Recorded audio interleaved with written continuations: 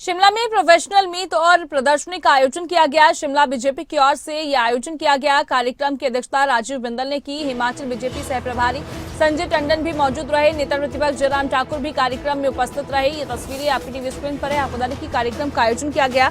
ये कार्यक्रम का आयोजन भारतीय जनता पार्टी की तरफ से किया गया। वहीं कार्यक्रम में नेता प्रतिपक्ष भी मौजूद रहे और कार्यक्रम की अध्यक्षता राजीव बिंदल ने की।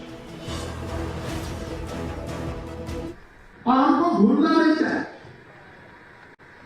11 मई 1998 पोखरण का विस्फोट, एक के बाद एक विस्फोट कितने सालों से फाइल लटकी हुई थी और हम परमाणु शक्ति राष्ट्र बने। अटल जी की दूरगामी सोच के कारण बने और परमाणु शक्ति राष्ट्र बनने के लिए अटल जी का दुनिया ने सैंक्शंस लगाई हमारे ऊपर, पर प्रधानमंत्री अटल जी ने कहा नहीं, हम पीछे नहीं हटेंगे, हम परमाणु शक्ति राष्ट्र बनेंगे। और उन्होंने उस समय उस श्लोक का उपयोग किया था जो मैंने अभी कहा, अश्वम नैव गजब नैव व्याघ्रम नैव नैव अजापुत्रम बलि दध्यो देवो दुर्बल घातेगा। समय बदला, दुनिया में एडवांसमेंट हुई, सामरिक दृष्टि से एडवांसमेंट हुई, परंतु हमको उस एडवांसमेंट के साथ चलना चाहिए था, हम नहीं चले। और 2014 तक आते हुए हमारी जो डिफेंस फोर्सेस हैं उनको बहुत सारी चीजों की आवश्यकता थी। हम बोफोर्स से आगे बढ़ना चाहते थे, मिसाइल्स में आगे बढ़ना चाहते थे, नेवी में आगे बढ़ना चाहते थे, एयरफोर्स में आगे बढ़ना चाहते थे। और मोदी जी का युग शुरू हुआ 2014 में। मैं सारा कंपैरिजन इसलिए कर रहा हूं कि कई बार लगता है कि हाँ ये तो नॉर्मल ड्यूटी है, नहीं, इसके लिए दूरगामी सोच की जरूरत है। 2014 से लेके आज तक डिफेंस के बजट में मल्टीपल इंक्रीज हुआ। भारत के अंदर जो हम 100% या 90% और सामरिक दृष्टि से बनने वाले आयुधों की दृष्टि से हम डिपेंडेंट थे, आज दुनिया को एक्सपोर्ट करने वाला देश भारत बना है। दुनिया को बहुत सारे आयुध हम एक्सपोर्ट करने वाले और हमने देखा हमारी नेतृत्व शुरू से ही ज्यादा, पर उसको सामान चाहिए, उसको और अस्त्र शस्त्र चाहिए। वो अस्त्र शस्त्र उपलब्ध किसने कराए? आदरणीय मोदी जी।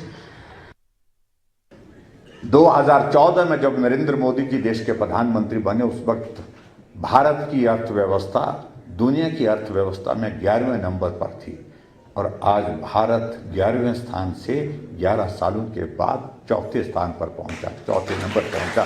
तो ये आप अंदाजा लगाइए कि मजबूत भारत, आगे बढ़ता हुआ भारत पूरी दुनिया के सामने आज है। ये सारी चीजें निश्चित रूप से कल्पना की पड़ेगी।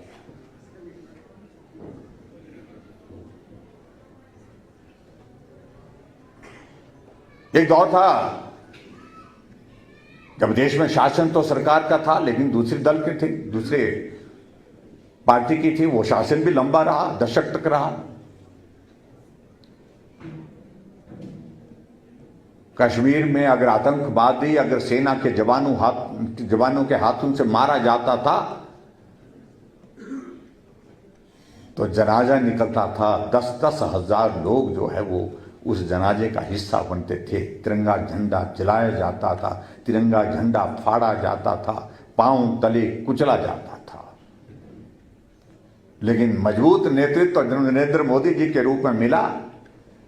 आज अगर आतंकवादी वहां पर सेना के हाथों या हमारे सीआरपीएफ के जवानों, सुरक्षा बलों के हाथों मारा जाता है, जहां मारा जाता है वहीं दफन किया जाता है। आप अगर उस इफेक्ट को देखेंगे और उसको पढ़ेंगे तो आप ये महसूस करेंगे कि संकल्प से सिद्धि शब्द की व्याख्या क्या है। ये सरकार बनी तो इसने कुछ संकल्प लिए। मैं एक एग्जाम्पल आपको देता हूं जिसके माध्यम से आप इसको पूरी तरह आप समझ पाएंगे। यहां पर असेंबली का चुनाव हुआ। उस असेंबली के चुनाव के अंदर एक कांग्रेस पार्टी ने एक लोगों को एक लुभावना वायदा किया कि हर महिला को 1500 रुपए उसके खाते में हर महीने पहुंच जाएंगे। दीवारों पर लिखा गया, आप सबने बड़ी अच्छी तरह देखा होगा, सुना होगा। अब ये अगर इन्होंने काम किया होता, संकल्प लिया है तो उसको सिद्ध भी करके दिखाएं। लेकिन इसके विपरीत आप देखेंगे कि अभी अभी लोकसभा का चुनाव हुआ।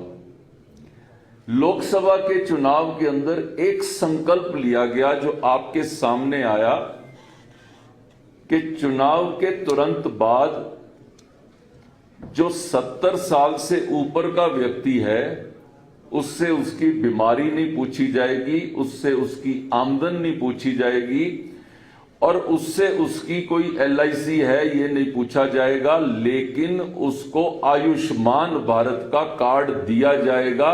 हर साल 5 लाख रुपए का उसको कार्ड दिया जाएगा। ये एक घोषणा थी।